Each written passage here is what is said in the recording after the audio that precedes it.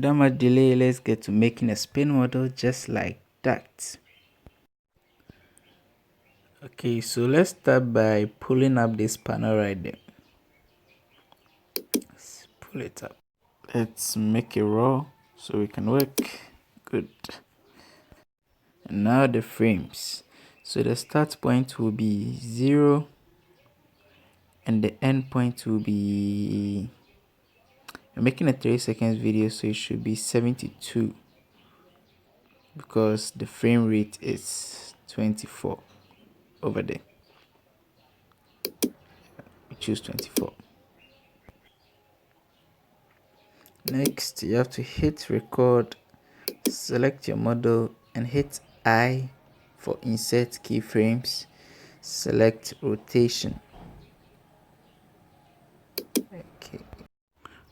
Alright, now come on and drag your bar, the selector bar, all the way to the last frame.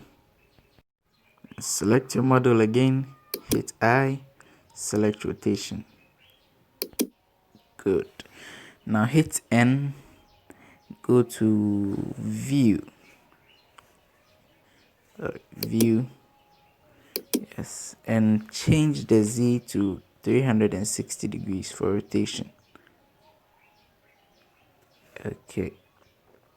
Could just hit spacebar to start the animation. And we have it right there. Now we just need to render.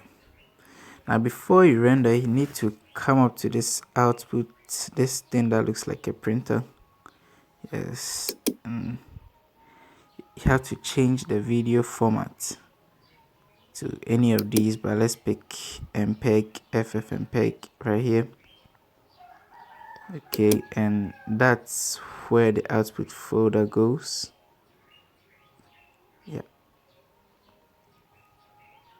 and then just render animation. It's time consuming, so I'm not going to do it right now. You can wait it out on your own. Alright, that's it for today's session. Don't forget to subscribe.